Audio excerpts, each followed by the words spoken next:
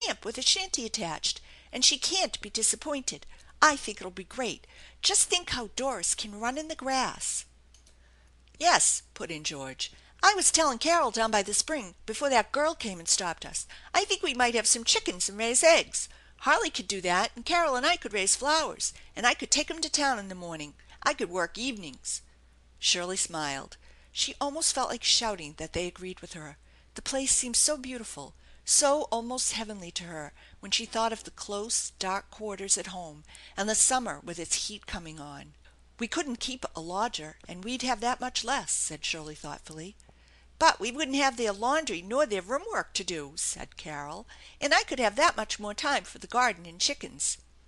"You mustn't count on being able to make much that way," said Shirley gravely. "You know nothing about gardening, and would probably make a lot of mistakes, at first anyway." "I can make fudge and sandwiches and take them to school to sell," declared Carol stoutly. "And I'll find out how to raise flowers and parsley and little things people have to have. Besides, there's watercress down by that brook, and people like that. We could sell that."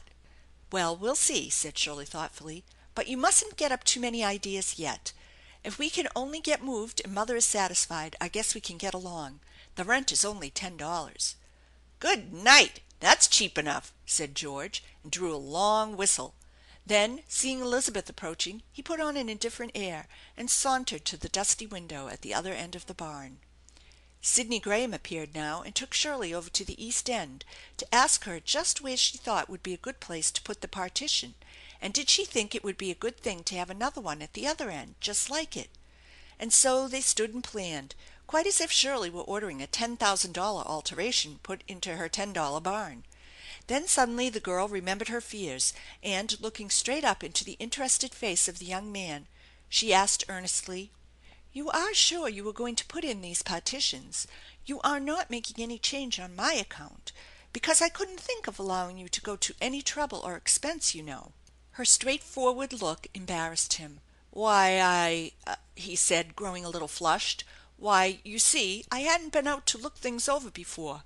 I didn't realize how much better it would be to have those partitions in, you know. But now I intend to do it right away.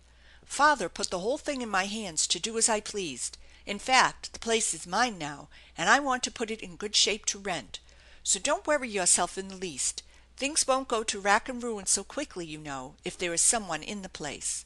He finished his sentence briskly. It seemed quite plausible even to himself now, and he searched about for a change of topic. "You think you can get on here with the rough floor? You might put padding or something under your carpets, you know, but it will take pretty large carpets." He looked at her dubiously. To his conventional mind every step of the way was blocked by some impassable barrier. He did not honestly see how she was going to do the thing at all. "Oh, we don't need carpets," laughed Shirley gaily.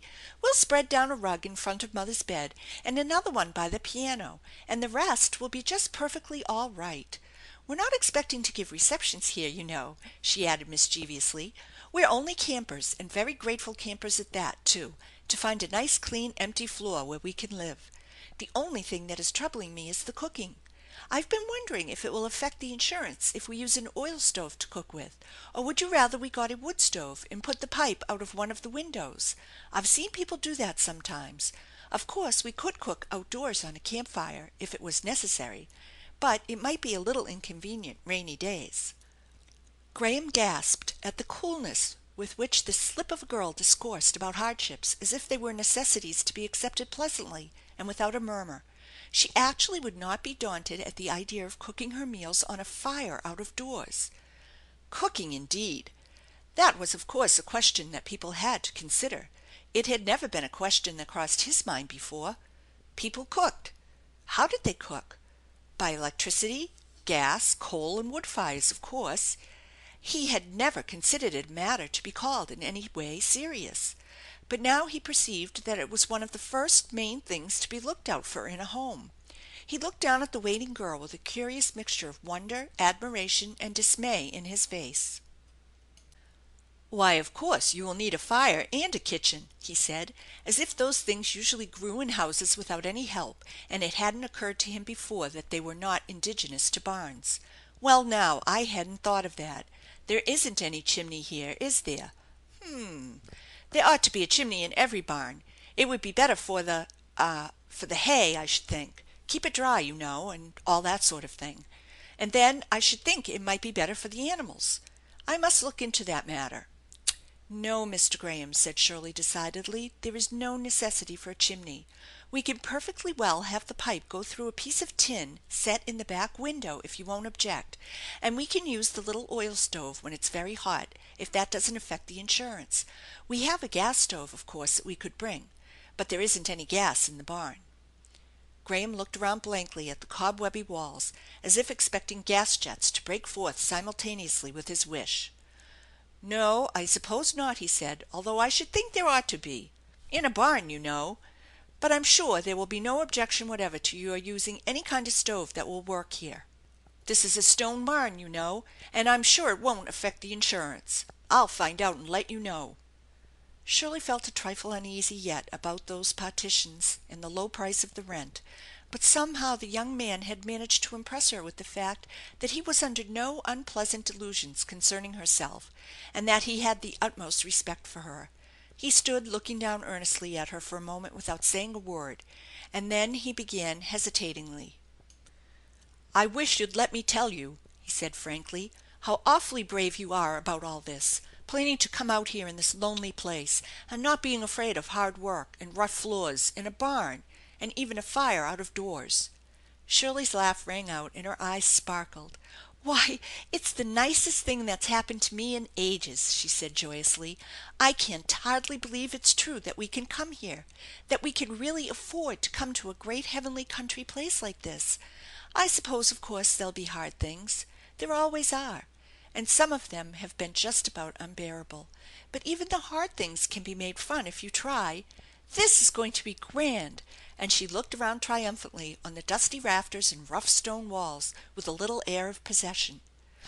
"You are rather " he paused. "Unusual," he finished thoughtfully as they walked toward the doorway and stood looking off at the distance. But now Shirley had almost forgotten him in the excitement of the view. "Just think of waking up to that every morning!" she declared with a sweep of her little blue clad arm toward the view in the distance.